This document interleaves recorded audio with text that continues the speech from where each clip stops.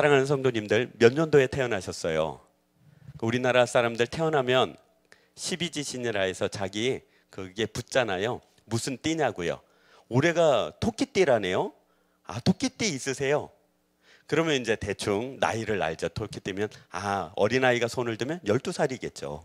그죠? 12살이겠죠. 청년이 손을 들면 24살이겠죠. 또 중년, 장년, 띠를 보면 대충 그 자기의 나이를 알 수가 있고, 또 띠를 알면 그 태어난 해도 비슷하게 알 수 있습니다.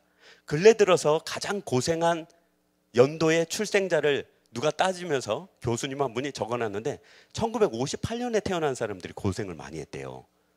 58년 개띠. 58년 개띠가 고생을 참 많이 했다네요.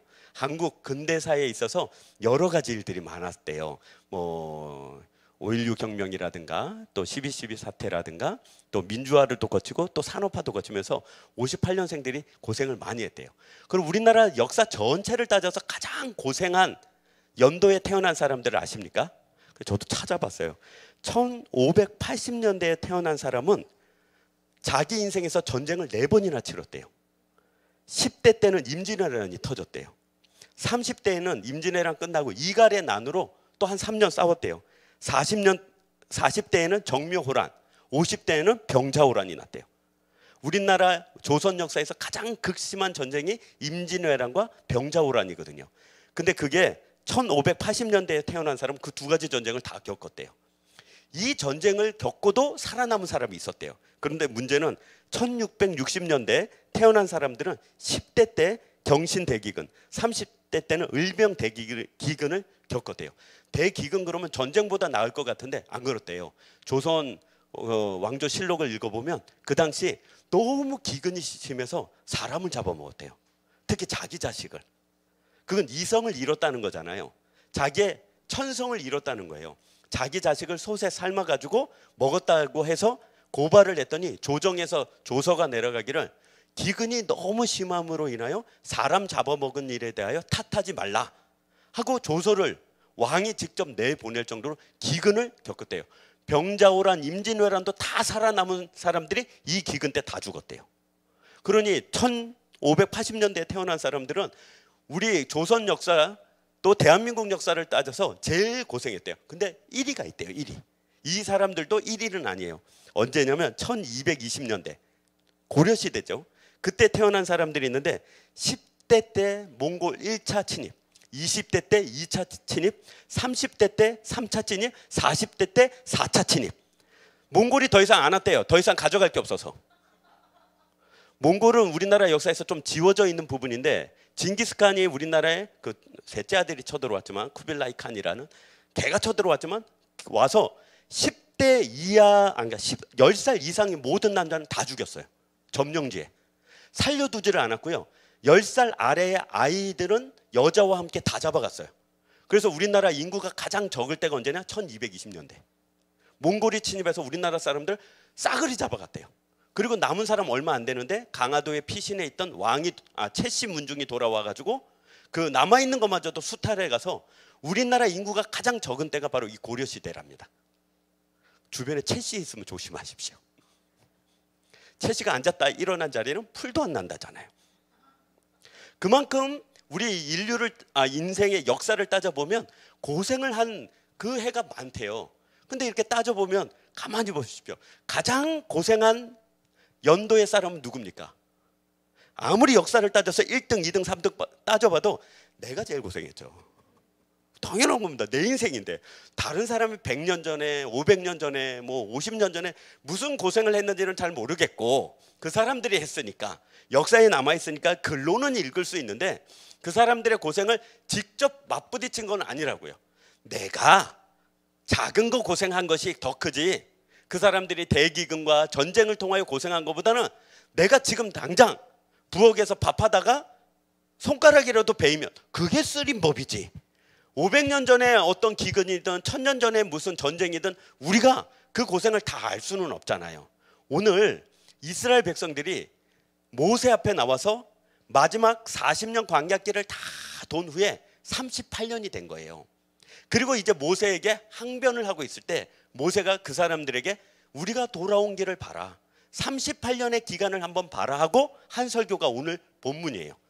왜 이 설교를 하게 됐냐면 우리가 읽지는 않았지만 민수기에 자세히 나와 있는데 이 백성들이 광야길을 유리방황하다가 너무 힘들고 너무 괴로워서 이렇게 하나님 앞에서 우리처럼 고생한 인생이 있습니까? 우리처럼 아픈 인생이 있습니까? 그러면서 항변하러 온 거예요. 특별히 누가 항변하러 왔냐면 38년 됐다고 그랬잖아요. 그러면 40년 동안 광야길을 유리할 거라고 그랬잖아요.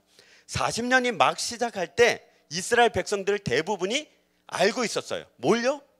자기들은 가나안 땅에 들어가지 못하고 이 광야길에서 죽을 걸요. 1년 지나고 5년 지나고 10년 지내는 동안 주변의 사람들이 죽어가는 거예요. 다 시한부 인생이에요. 40년 안에 죽기는 하지만 언제 죽을지 모르는 시한부 인생을 받고 있는 거예요. 그 시한부 인생이 그렇게 나쁜 건 아닙니다. 여러분 혹시 그 80, 90 됐는데 40년 안에 죽는다 그러면 그렇게 시한부는 아니잖아요. 그렇죠? 20대, 30대인데 40년 안에 죽는다? 그다지 뭐. 그래도 뭐 70이요, 80인데요. 막 태어났는데 40년밖에 못 산다. 이러면 골치 아파요. 이러면 괴롭죠. 제가 기억하기로 7살 때인가 8살 때입니다. 막 이제 시골에 갔는데 시골 집 앞에 이렇게 있는데 쓰가 이렇게 지나가는데 공양하는 쓰 있잖아요. 그 바리떼기 이렇게 메고, 바리떼기 아십니까? 보자기 메고 이렇게 하다가 남의 집에 옆에서 괜히 막 이렇게 똥똥 두들면서 바하바냐 바람 일다 신경 이러면 쌀을 줘야 돼요. 그러니까 우리 어머니는 또 그걸 좋아하시거든요. 그래가지고 저를 갖고 있는 집안의 딸이라 스님 오셨냐고, 스님 오셨냐고, 스님 오셨냐고. 그래서 햅쌀 그걸 퍼다가 이제 주고 저를 부르는 거예요. 정보가 나와봐라. 나왔어요. 그리고 이제 스한테 보여주는 거예요. 얼굴을. 그럼 스가 한마디 하거든요. 이 애는 뭐 이렇게, 이 애는 38살에 동쪽에서 기인이 나타나니 38살까지 운이 트이지 않다가 38살에 운이 트일 테니 너무 걱정하지 말고 애가 사고를 쳐도 너무 나무라지 말라고. 진짜로 그랬어요. 진짜로. 그 못된 것이. 그래가지고 우리 어머니가 얘는 38살에 운수 대통하니까 그때 효도를 받을 거라고 그래놓고 자기는 12살 때 돌아가시더라고요. 안 되는 거예요. 뭐가요? 그런 얘기를 해요. 보세요. 이 한도를 알고 있는 것. 자기가 이제 스가 뒤에 또 한 말이 있어요. 제가 몇 살 못 산다고 40 못 넘기고 죽는다는 말을 했어요. 그래서 저희 어머니가 막 절에 가서 쌀도 드리고 막 기와장에 이름도 쓰고 등에다가 막 이름 써가지고 막 이렇게 하늘로 날리고 막 그랬었거든요.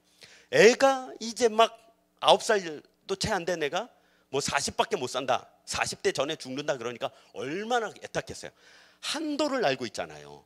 자기가 살 날을 알고 있잖아요. 이스라엘 백성들이 딱 그랬어요. 광야에서 하나님께서 너희들은 가나안 땅에 들어가지 못한다. 이제 광야길을 헤매야 된다. 그 기간은 40년이다. 왜냐하면 너희들이 40일 동안 정탐하고 와서 나를 배반했기 때문에 내가 곱으로 갚아주겠다. 이러고 엄포를 놓고 40년 동안 유리하는데 38년이 된 거예요. 38년 동안 죽고 또 죽어서 다 죽었는데 나만 살아남은 거예요. 그럼 나는 몇 년 살죠? 이러지 맙시다. 우리 산수인데 38년 지나갖고 이제 남은 건 2년밖에 안 남은 거예요. 내 인생이 2년밖에 안 남은 거예요. 그러면 이 인생이 2년 남았으니까 하나님 앞에 가가지고 하나님 내가 2년밖에 안 남았는데 살아온 날이 참 감사하고 고마워서 2년도 그냥 반납하겠으니까 지금 죽겠사옵니다. 그럴 사람이 있습니까? 없습니다. 그러니까 우리 권사님들 나이 든 권사님 아이고 내가 너무 오래 살아서 죽어야 되는데 그때 네 빨리 가세요. 이러면 큰일 납니다. 거짓말이에요. 순 거짓말이에요. 아유 내가 이게 밥이 안 넘어가는 거 보니까 죽을 때가 됐나 보다. 아니에요. 보약 사오란 얘기예요. 나 더 살고 싶다고.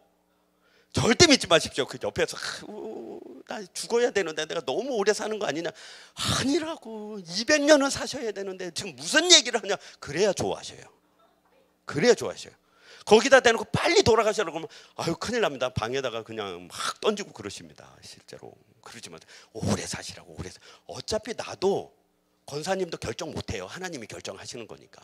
그러니까 그냥 좋은 말을 많이 해주셔야 됩니다. 그 2년 남은 사람들이 몰려왔다고 돼 있어요. 광야길에서 40년을 유리방황하는 동안 이 안에 꽉 불반에 차 있다가 이제 마지막으로 정착지에 온 거예요. 2년 지나면 가나안 땅에 넘어가게 되는 마지막 땅에 왔다고요. 거기서 이스라엘 백성들이 모여서 하나님의 행사가 왜 이런가? 하나님의 하시는 일들을 왜 이렇게 우리에게 힘들게 하는가?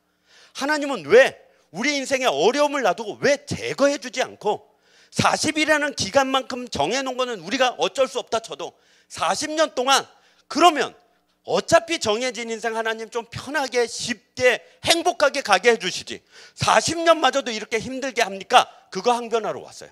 그랬더니 모세가 그 사람들에게 하는 말이 이것입니다. 우리도 똑같은 질문이에요. 하나님, 우리가 예수 믿고 교회 섬기고 그리고 예수 믿고 믿음으로 살고 있는데 결국 천국 갈 인생인데 그다지 제가 욕심 부리는 것도 아닌데 인생 가운데 왜 이렇게 힘들게 합니까?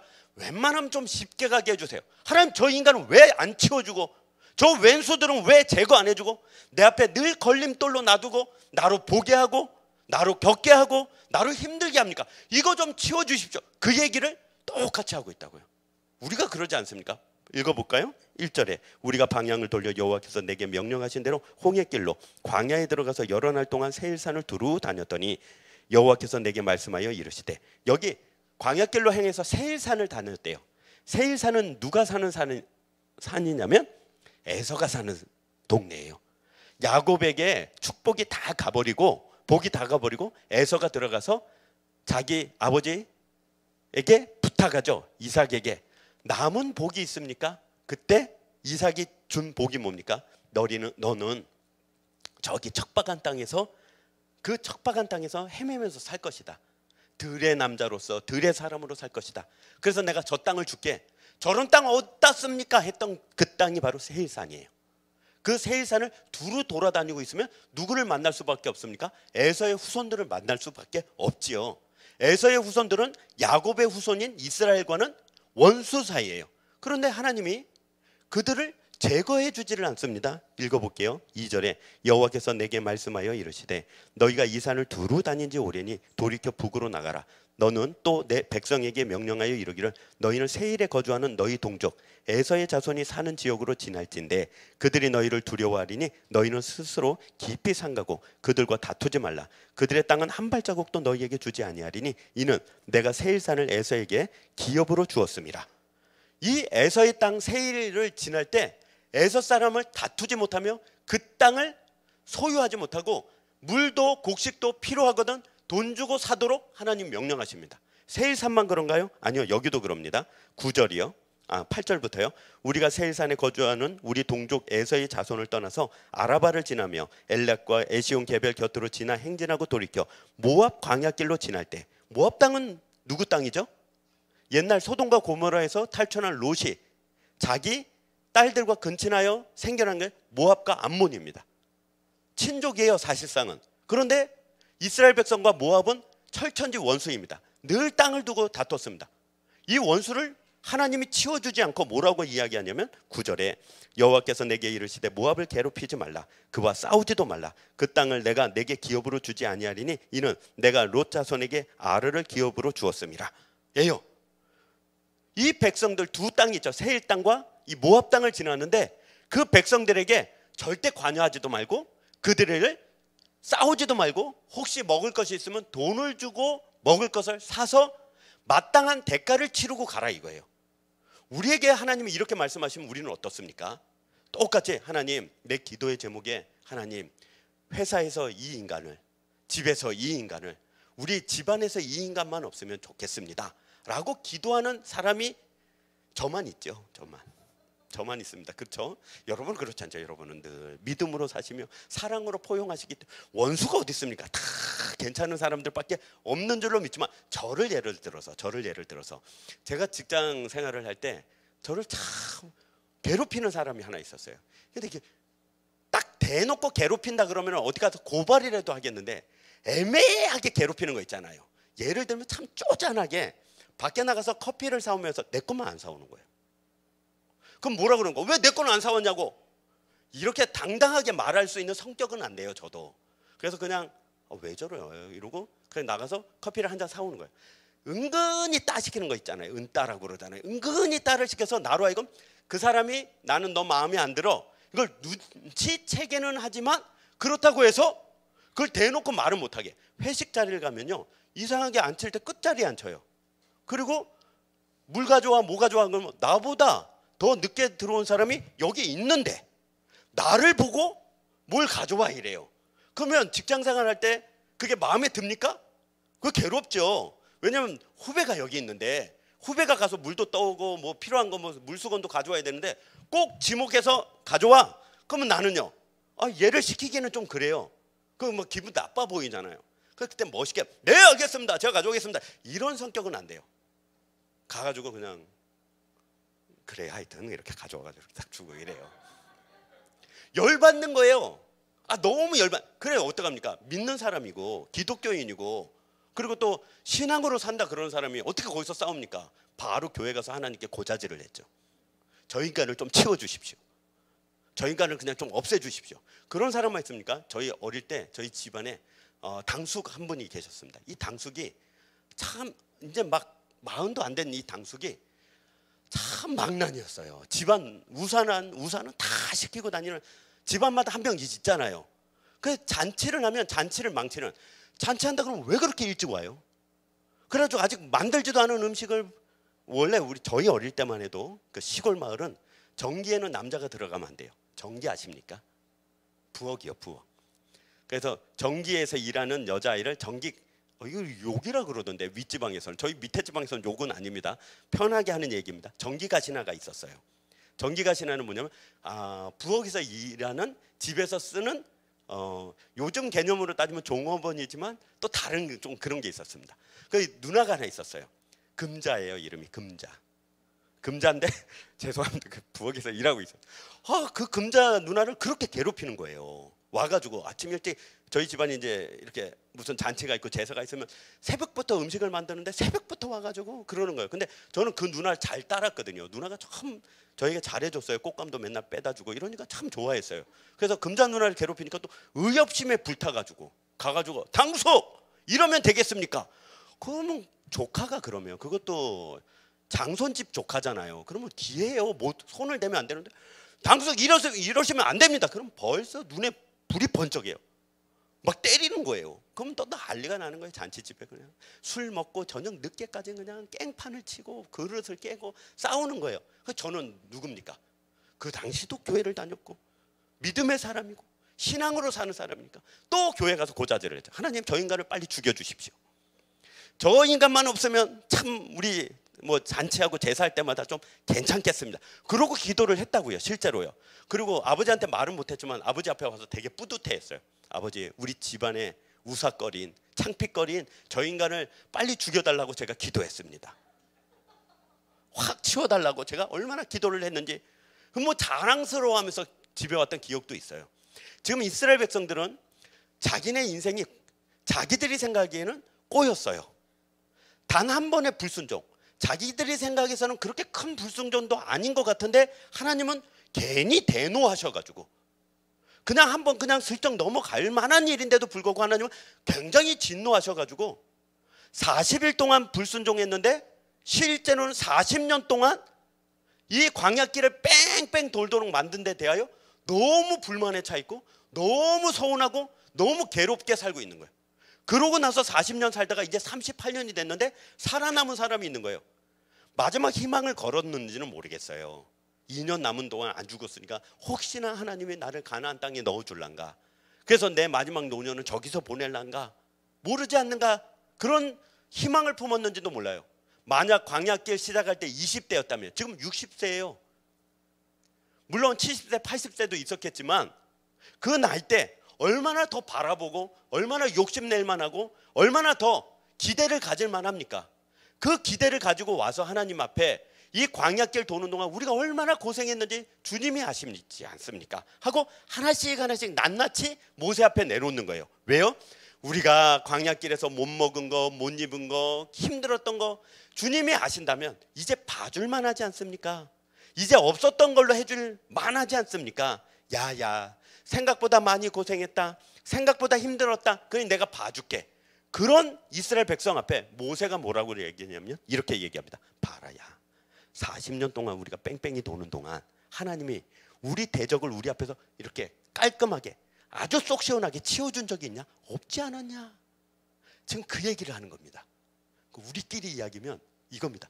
여러분의 인생에 왼수 같은 존재, 정말 이것 때문에 내 인생이 꼬인다는 존재를 하나님이 쏙 시원하게 안 치워줘요. 쏙 시원하게 안 치워줘요. 이게 문제예요.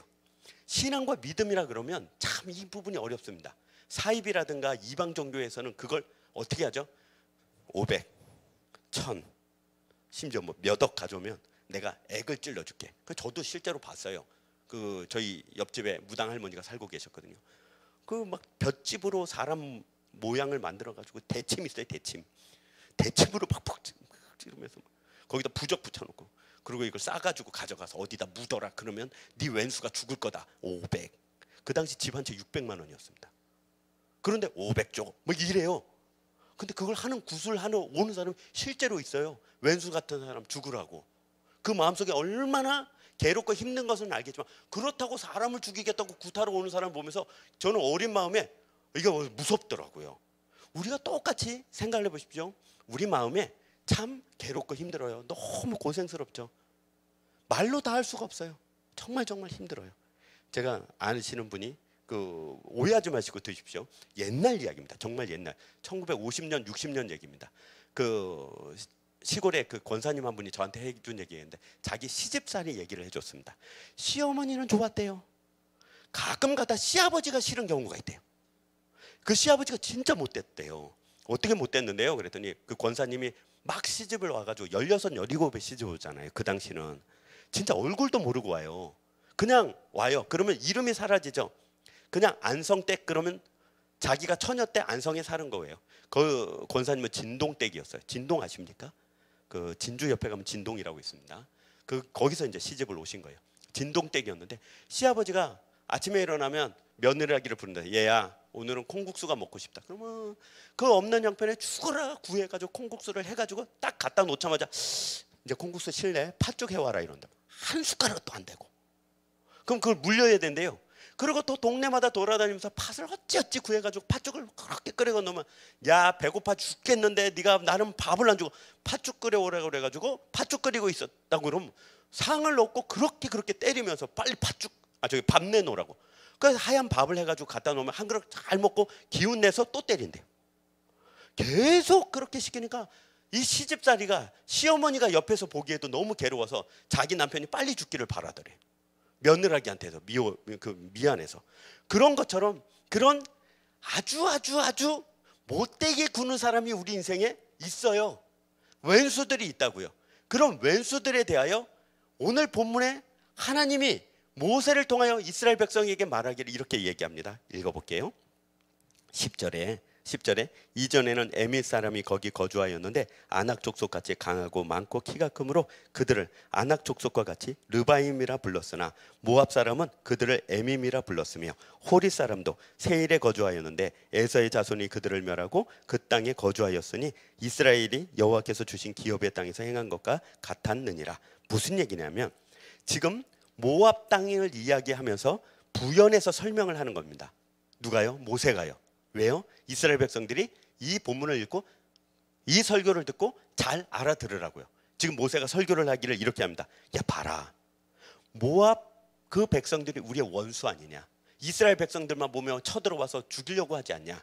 나중에 실제로 100년도 채 되지 않아서 사사기 시대 때는 이 모압 백성들이 쳐들어와서 이스라엘을 27년 동안 다스리잖아요. 그럴 정도로 원수 사이입니다. 그러지 않느냐. 그런데 가만히 봐라. 이 큰 원수가 어떻게 들어왔는가를 봐라. 이 큰 원수가 만약에 그 땅에서 물러가면 그 땅이 평화로워지고 그 땅이 괜찮아지는 것이 아니라 누가 들어간다고 돼 있죠? 거기 10절에 이전에는 에밋 사람이 거주하였는데 아낙 족속같이 강하고 많고 키가 크므로 그들을 아낙 족속과 같이 르바임이라 불렀다 돼 있습니다. 즉 이 골리앗이 이 르바임이라는 족속의 한 명입니다. 즉 장성하고 아주 큰 거인 같은 족속들이 와서 그 자리를 차지한다 이것입니다. 뒤집어 보면 이것입니다. 우리가 우리 인생에 있어서 내가 문제라고 생각하는 것들이 제거되어지면 그냥 평안하고 괜찮을 것 같은데 아니요. 그 자리에 더 큰 문제가 빨리 찾아와서 우리를 더 괴롭힙니다.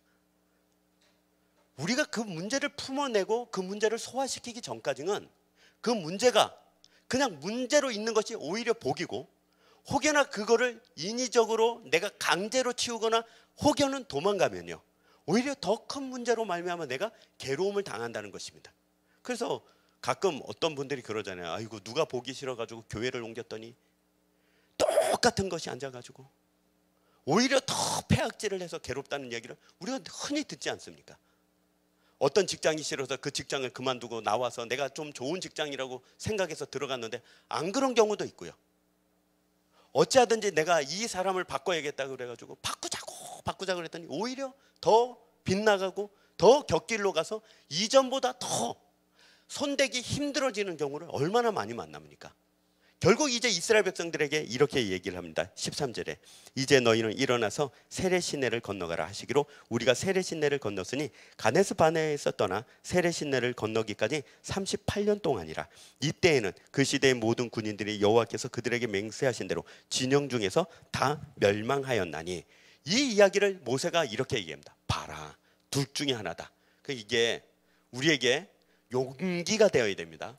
이게 우리에게 힘을 줘야 됩니다. 그런데 어떤 식으로 힘을 주냐면 이것입니다. 봐라, 걱정하지 마라. 모압 백성도 치워주지 아니하고 에서의 백성들도 치워주지 않았다. 그 문제들이 그대로 있다. 그럼 어쩌라고요?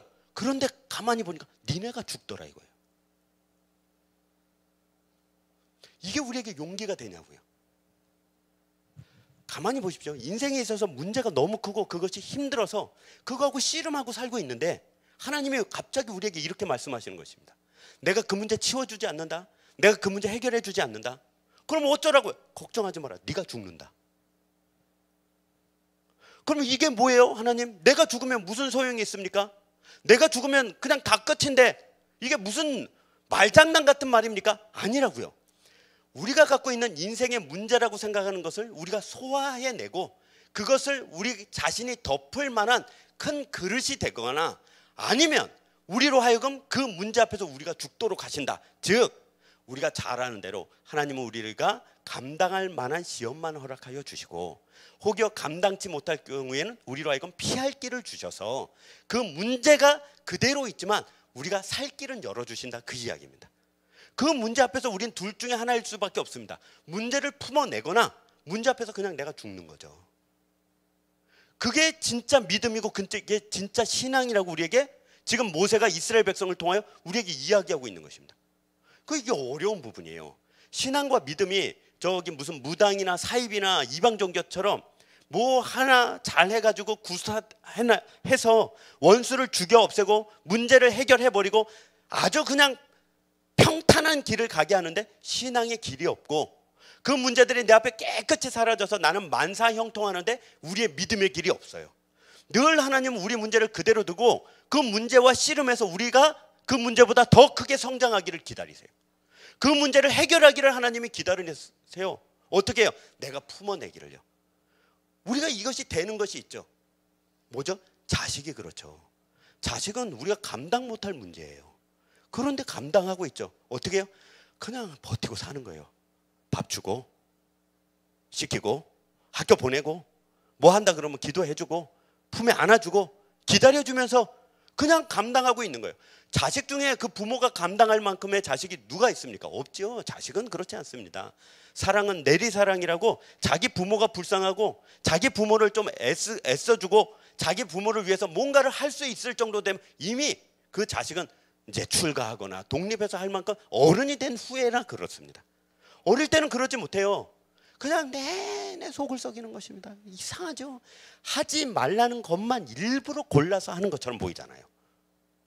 왜 이런가 싶을잖아요. 이게 이상하다. 이게 내 자식이 아닌 게 분명한데 얼굴을 보면 이거 아니라고 말하기도 그렇고 그렇잖아요. 자식 보면 정말 그래요. 아니 진짜 속 터져 죽이려고 태어난 것처럼 굴잖아요. 그럼 어떻게 합니까? 이놈의 새끼를 쫓아내지 못하니까 우리가 아침마다 집에서 나오잖아요. 자식 쳐다볼 수가 없어서. 이제 방학이잖아요. 12시 전에 일어나는 자식을 둔 부모들 정말 복인 줄 아십시오. 안 일어나요. 왜 안 일어나? 그러면 당당하게 뭐라고 그래요? 나 어제 늦게 잤단 말이야. 뭐 나라를 구하다 늦게 잤습니까? 뭐 우리나라 경제를 살리다 늦게 잤어요? 아니에요. 새벽 5시, 6시까지 뭐 인터넷하고 유튜브 보고 영화 보고 게임하다가 새벽 5시, 6시에 자놓고 11시에 깨워서 밥 먹으라면 뭐라 그럽니까? 나 늦게 자서 지금 더 자야 되는데. 제발 나라를 구하다 그런 소리를 하라고요. 그것도 아닌데 그러자. 그걸 우리가 감당을 해내요. 어떻게 감당하죠? 싸워서 이깁니까? 아이고요. 자식 싸워서 이길 생각은 애초에 접으세요. 못 이겨요. 왜요? 우리가 더 사랑하거든요. 지놈의 자식들은 우리를 안 사랑해요. 잔인하게 굴고요, 냉정하게 굴고요, 무식하게 굴어요. 불쌍한 걸 몰라요.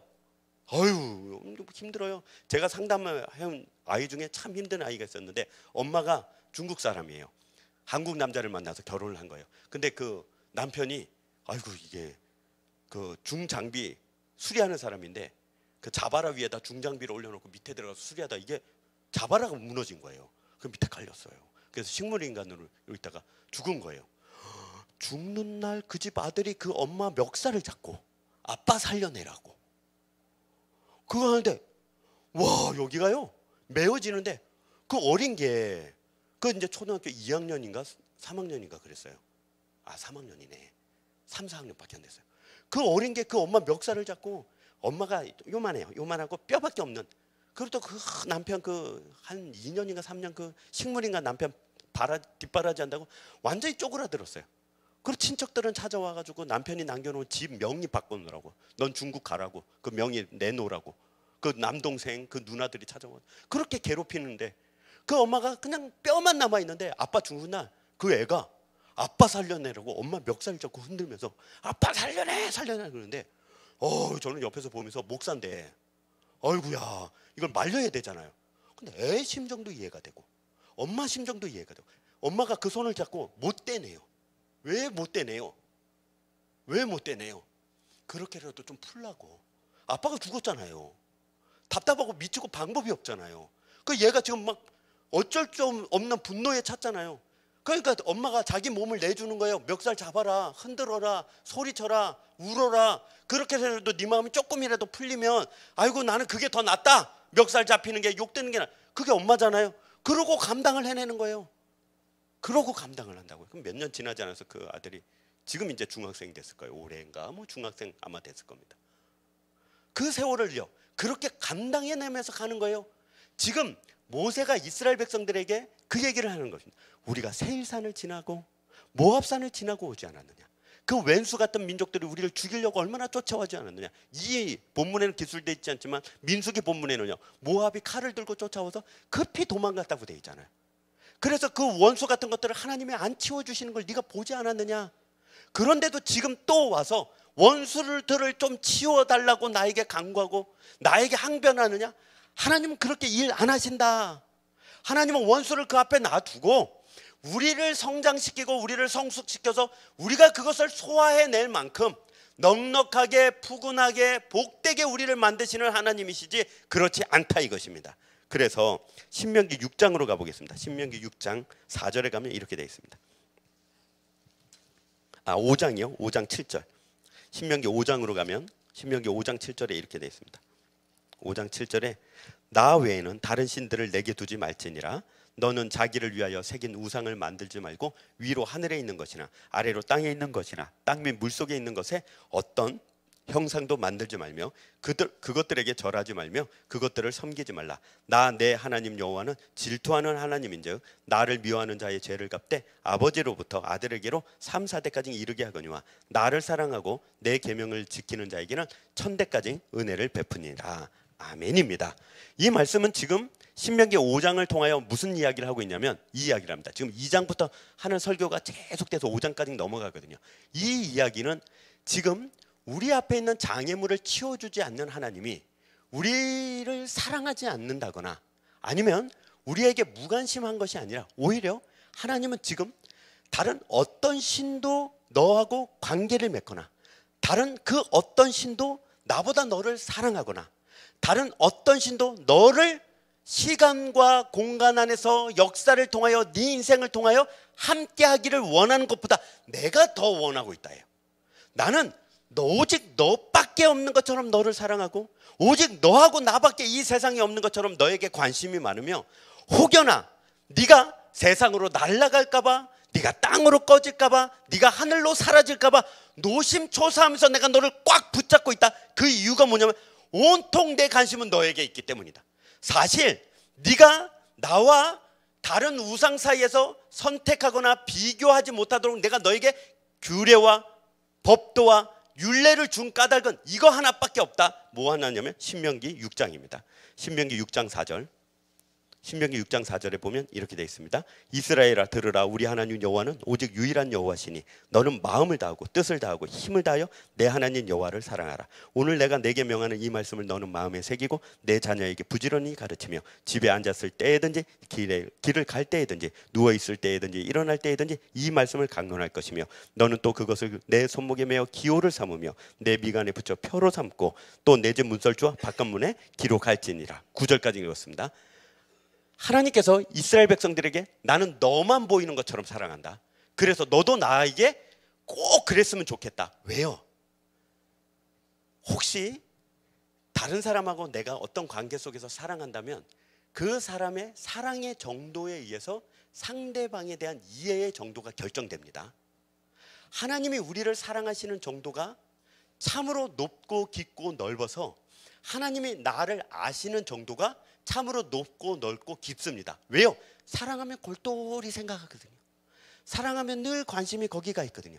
표정 하나, 말투 하나, 행동 하나, 몸짓 하나하나에 의미가 있고 그것이 상징하는 바가 있다고 생각해서 뭘 하면요, 심지어 가만히 있으면 툭 치면서 뭐라 물어보죠? 무슨 생각해? 라고 생각하고 물어보게 되잖아요. 전혀 그런 경험이 없으시기 때문에 설교가 어려운 거지, 내용이 어려운 건 아닙니다. 여러분이 경험이 없으셔서 그렇지. 그 상대방에 대한 자기의 사랑이 깊고 넓고 높으면 높을수록 상대방에 대한 이해가 더 깊고 넓고 높아진다고요? 그걸 그대로 하나님이 우리에게 적용시키는 겁니다.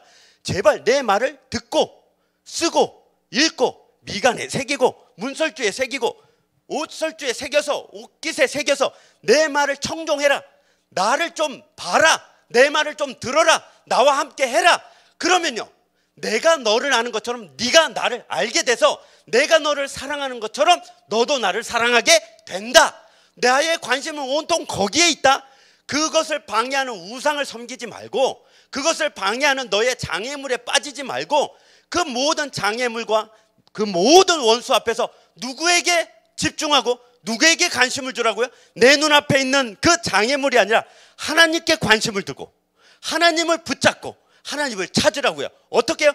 장애물 때문에 하나님 내가 괴롭습니다. 괴롭습니다라는 말을 하나님이 듣고 싶은 것이 아니라 무엇을 듣고 싶다고요? 그 앞에 붙은 말, 하나님이요. 하나님이요. 하나님이요. 하나님 괴롭습니다. 하나님 기뻐하시는 거예요. 괴롭다는 말에 기뻐하는 것이 아니라 하나님이라고 불렀기 때문에요. 그래서 우리가 하나님의 이름을 뭐라고 부르죠? 창조의 하나님, 여호와 이레의 하나님, 여호와 니시의 하나님, 여호와 라파의 하나님, 에베네셀의 하나님, 이렇게 부르죠. 그건요, 우리의 필요에 따라 하나님을 부르는 거잖아요.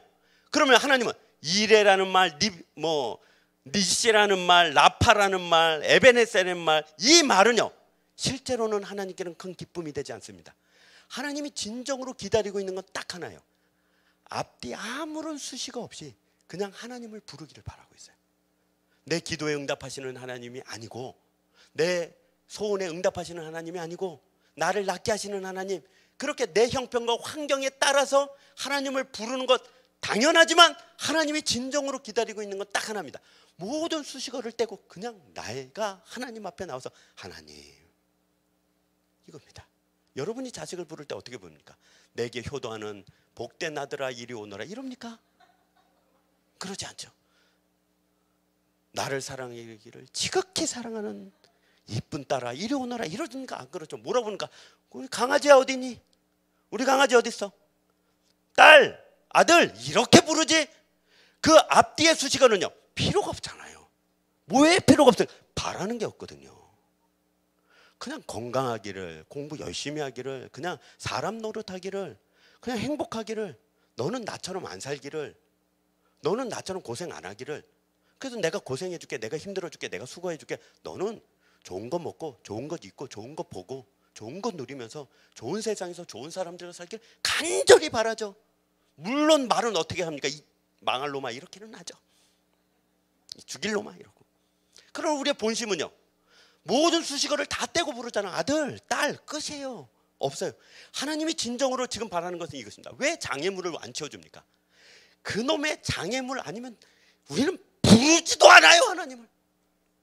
그놈의 장애물 아니면 아예 찾지도 않아요. 배부르고 등 따셔서 하나님을 찾는 사람을 제가 본 적이 없다니까요. 등 따시니까 집에만 있고 새벽 기도는 안 나오시더라고요. 오늘 새벽에 5명하고 했어요. 여기 앉으신 분이 두리번 거려요. 왜 이렇게 새벽에 사람이 없나? 그 두리번거리는 분도 이번 주에 처음 나오셔가지고 두리번서 왜 이렇게 사람이 없나? 추워서 그래요. 추워서. 아이고 추우냐, 왜 이렇게 미끄러워요. 오늘 또 밤에 오늘 9시부터 12시까지인가? 아니 내일 12시까지인가? 눈도 오고 비도 오고 그러는데 뭐 10cm 이상 눈이 온다면서요. 근데 수원은 비가 온대요. 비가. 그래서 기존에 이왕에 내려있던 눈을 깨끗이 씻어서 동네가 좀 깨끗해질 것 같기는 해요. 그러면요, 걱정이 되는 거예요. 주일 아침에 일어나서 비가 오면 여러분 어떠십니까? 창문에 이렇게 비가 오네, 참 낭만 있다, 커피 한 잔 끓일까? 좋다. 맥심 하나 있잖아, 타봐. 막 이러잖아요. 목사는 또 안 그렇더라고요. 아침 비 오잖아. 큰일 났다. 오늘 비 온다고 또 주저앉는 사람 많겠구나. 왜? 허리가 쑤시거든요. 무릎이 아프거든요. 마음이 울적하거든요. 차 타고 교회로 잘 오다가 꺾죠. 카페로. 교회 카페를 만들어 놓으면 뭐합니까? 교회 카페는 그 분위기가 안 난대요. 엄한 카페에 가가지고 주일을 보내면 그래, 인생이 힘들어, 괴로워 이럽니다. 앞에다가 16,000원짜리 케이크 하나 시켜놓고 그럽니다. 진짜 그럴 겁니까? 라고. 자꾸 그러실 겁니까? 자꾸. 오늘 밤에도 K3는 오지 않았고 그 K3는 맨날 딴 데에 가 있고 안 돼요. 그렇습니다. 우리가 그래요. 우리가 배부르고 등 따셔서 하나님을 찾지 못해서 늘 장애물을 그냥 놔둬요.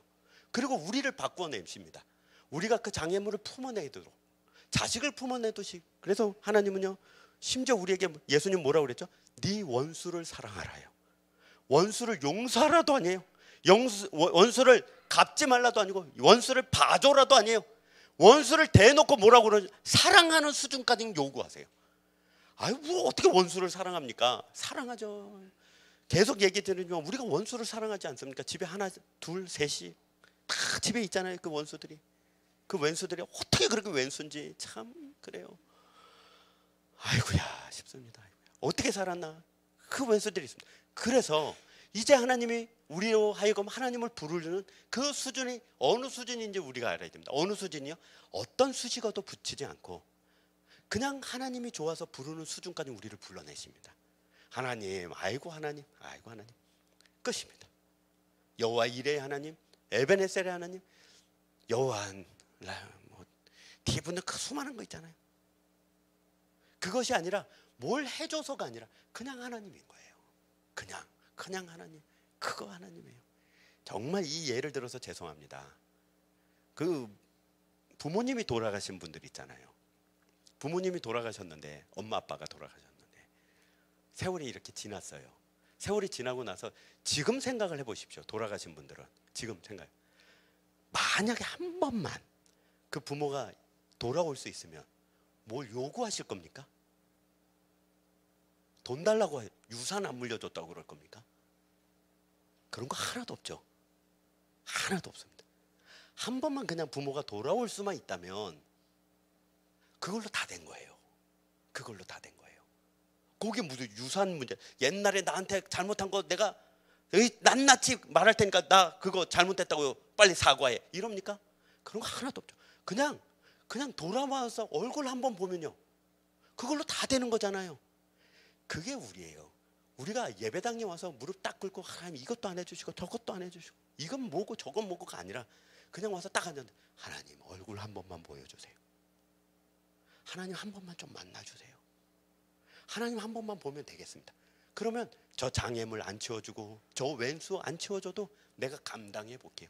이게 우리 믿음이어야 됩니다. 우리 신앙이어야 됩니다. 그래서 뭐라고 그러냐면 이렇게 됩니다. 거기 제가 읽겠습니다. 에베소서 4장 17절인데 제가 읽을게요. 그러므로 내가 이것을 말하며 주 안에서 증언하노니 이제부터 너희는 이방인이 그 마음에 험한 것으로 행한같이 행하지 말라.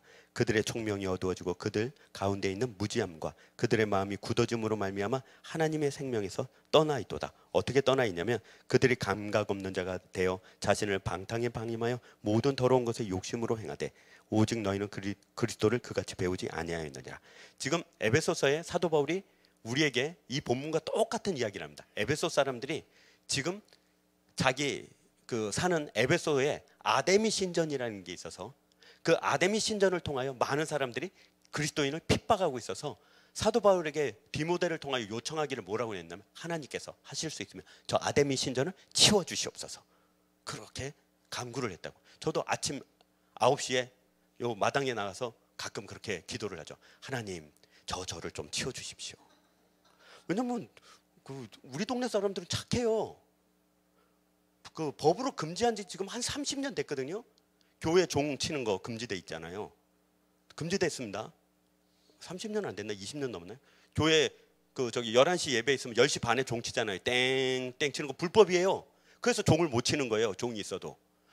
절도 똑같아요. 뭐 법회하기 위해서 스피커에다가 불경 내보내는 거 불법이에요. 근데 우리 동네는 9시만 되면 불법이 스피커에 큰 소리로 나오고 우리도 다 들어요. 이제 외울판이에요 앞에. 근데 아무도 신고를 안 해요. 그래서 저 신고했잖아요.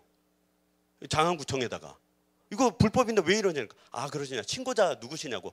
아 그래 여기 교회 목사라고 그랬더니 첫마디가 목사가 저를 신고했다 이거예요. 네 알겠습니다. 건성으로 듣고 끊어요.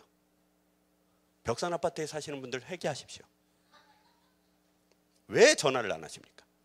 뭐 이렇게 싸우자 그 얘기가 아닙니다. 그 싸우자니 저거를 치워가지고 하나님의 나라가 오고 하나님의 백성들이 정말 하나님 백성다워지면 가서 치워야죠. 오늘 밤이라도 삽 들고 꽃갱이 들고 가서 치워야 됩니다. 그러나 그런 일은 안 벌어져요.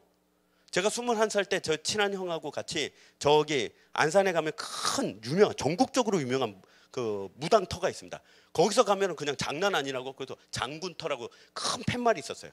봉고차 몰고 가가지고 그 장군터 팻말을 뽑아가지고 차에 싣고 가서 시야호에 갖다 빠뜨렸어요. 그랬더니 더 튼튼하고 더 비싼 걸로 해놨더라고요. 지금도 그게 그대로 있어요. 그러면 그걸 갖다 치우면 하나님의 나라가 오고 하나님의 백성들이 백성답게 삽니까? 그런 일은 안 벌어져요. 그게 아니에요. 지금 사도 바울이 그 얘기를 합니다. 아데미 신전을 치운다고 해서 너희들이 하나님의 백성이 된다면 그렇게 하자. 아데미 신전에 사람들이 사라지면 너희들이 하나님 백성다워지면 그렇게 하자. 그러나 그렇지 않다. 오히려 그들이 방탕에 버려져서 그들이 더러운 가운데 우상을 섬기고 있는 걸 보고 어떻게 해요? 우리는 그와 같이 그리스도를 배우지 않았으니 그걸 거울 삼아서 우리는 그러지 말고 믿음으로 살자고 각오 꼭 결단해야 되는 것이 우리다. 그 얘기를 하는 것입니다. 계속 읽으면 20절에 오직 너희는 그리스도를 그같이 배우지 아니하였느니라. 진리가 예수 안에 있는 것 같이 너희가 참으로 그에게서 듣고 또한 그 안에서 가르침을 받았을 텐데 너희는 유혹의 욕심을 따라 썩어져가는 구습을 따르는 옛사람을 벗어버리고 오직 너희의 심령이 새롭게 되어. 무엇이 새롭게 되라고요? 심령이 새롭게 되기를 날마다 간구하라고요. 아침마다 내 심령이 새롭기를 간구해서 이 심령에 성령님 임하여 주옵소서 간구해야 됩니다. 그러니 제발 그 안 믿는 사람들과 싸우지 마시고 그 문제로 뭐 불교가 낫다 기독교가 낫다 그거 싸워서 뭐합니까? 싸워서 하나님의 나라가 오고 하나님의 백성다워지면 싸워야 되지만 그 싸우는 걸로는 아무 일도 벌어지지 않습니다. 내 장애물이 치워진다고 해서 내가 변화됩니까? 아니죠. 여전히 나는 딱 꼬꼬마 땅꼬마 어리고 어리숙한 그 어린아이로 그대로 남아있는 것입니다.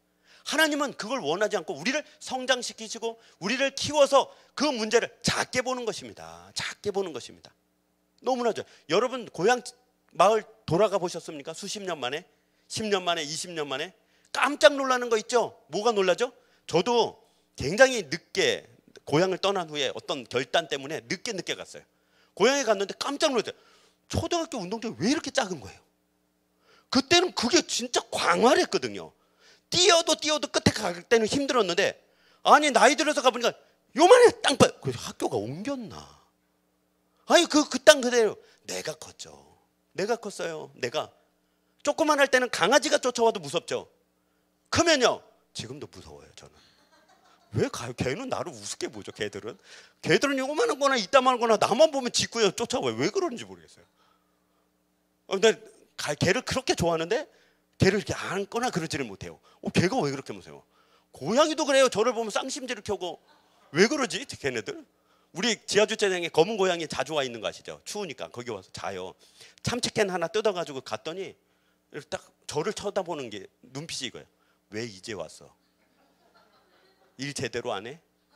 뭐 이런 눈빛으로 봐요. 그리고 다 먹고 고맙다는 인사조차도 없이 딱 째려보고 가요. 일 제대로 해라. 뭐 이건가 봐요.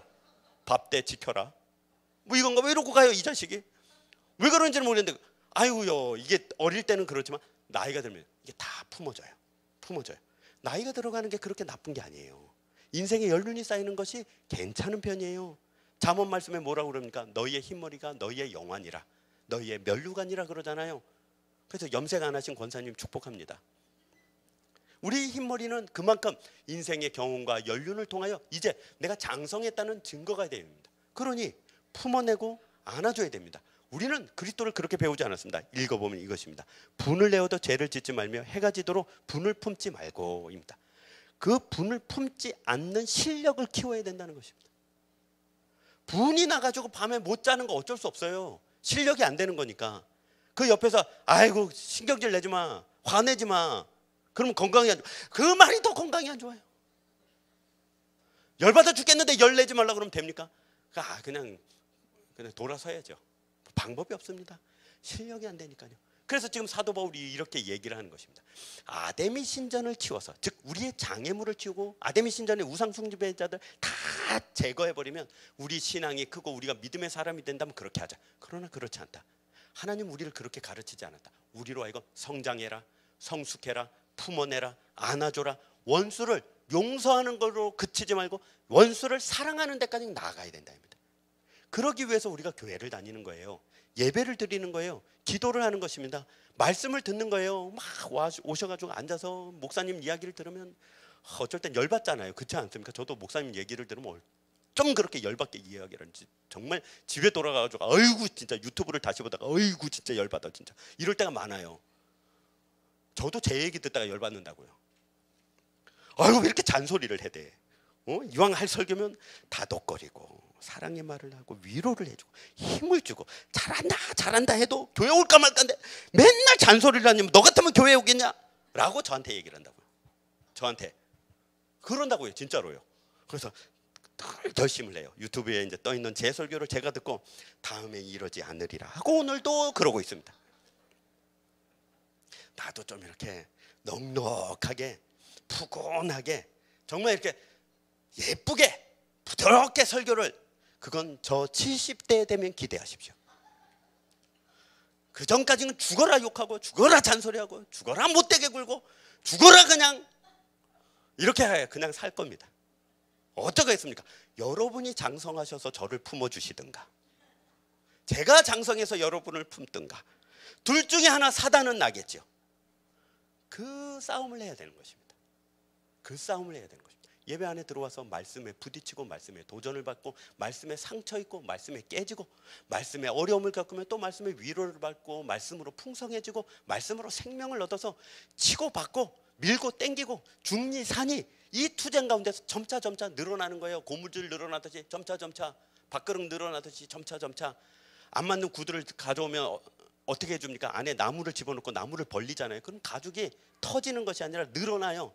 조금씩 1mm씩 그 조이는 걸 조이잖아요. 그러면 구두가 앞뒤로 좌우 옆으로 조금씩 하루에 1mm씩 늘려가잖아요. 1mm.